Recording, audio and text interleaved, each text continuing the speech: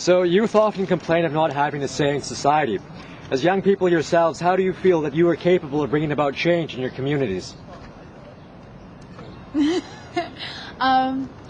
I think that people can bring about change in their communities by not feeling like they can't, I guess, because if you feel like you can't, then you probably won't be able to.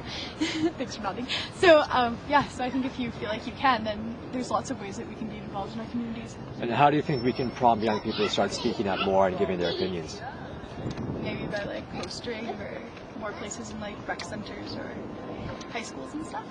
I'd have to say person to person type of thing. I mean, if you want to get young people involved, you're probably going to have to get some type of some, I don't know, youth groups, something of that area to get the kids involved, get people, talk to them, get them interactive, involved and whatnot. But if you just put up posters and hey, do this, hey, help out with the community, I could care less. Sure. To be honest. Yeah. I know older people often tend to disregard what you young people say. They don't take them seriously. Why do you think that's so?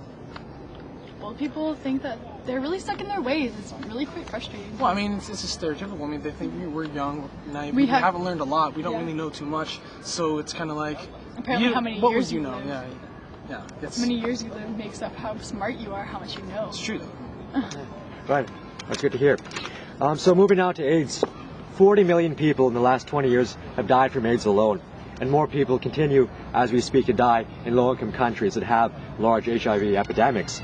What do you think we can do to stop this and to prevent the continual death, the perpetuation of death that HIV has caused in so many countries across the world?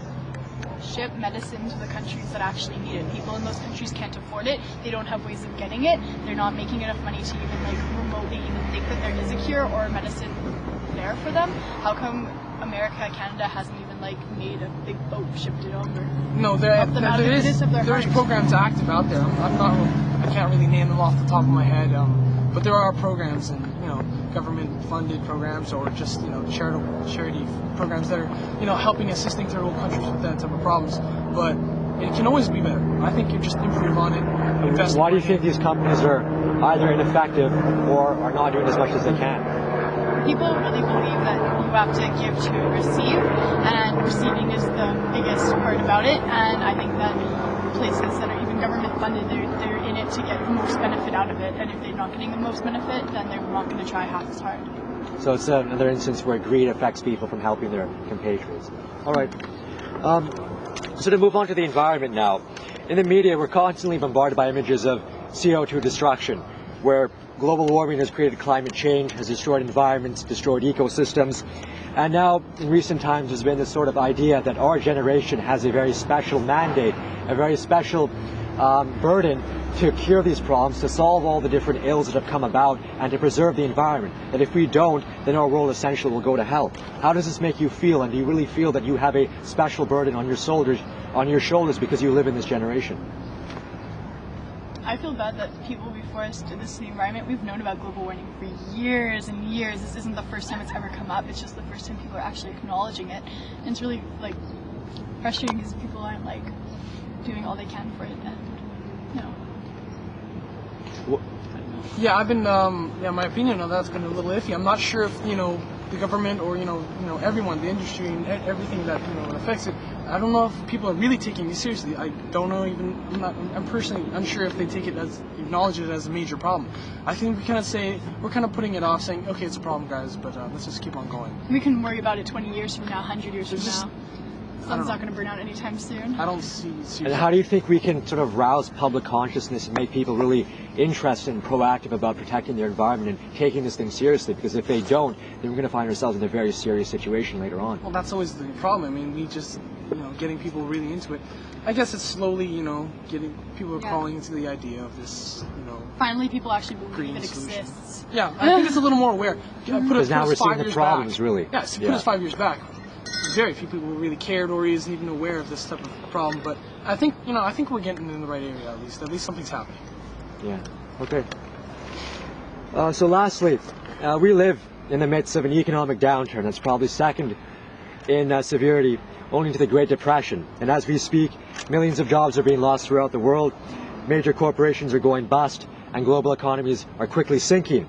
And experts say that these effects will continue to be felt in our lifetimes, and that we'll be plagued and severely affected when we go and find jobs and search for our careers, and we'll have to contend under these circumstances. Now, I'd like to ask, do you ever find yourself looking with perhaps fear or uncertainty at the future, doubting whether or not you'll be able to find job security, or even find a job at all, or a job that fits ideally what you would like and is suitable to your personal characteristics? I'm definitely worried about that. Right now, it's pretty difficult to get a job right now, and because of the recession, a lot of people are being laid off. People are trying to cut back a lot of the excess fat, off of everything, because just things are going, not so much inflation, but just the recession just is affecting everyone. Some people more, some people less. Businesses and economy mostly, but it's felt throughout the entire world and country. But it's definitely harder to get a job right now, and I'm definitely worried about it. And it's something I'm just it's kind of. You think this fear that comes from the sense that we have an economic downturn will somehow cause you to lower your standards when it comes to searching for a job, that you might compromise for second best because you know that things are tough and you might not be able to get what you really like? Everyone's kind of on a survival mode right now. Not so much like a complete, but everyone. If you get a job, you get a job, and you worry about that. You worry about securing yourself, then you worry about comforts and whatnot after. But it's more of just prioritize. Who cares if you don't like it? Just get something. Yeah. Secure yourself. All right, thanks, guys. That was really good. We appreciate it.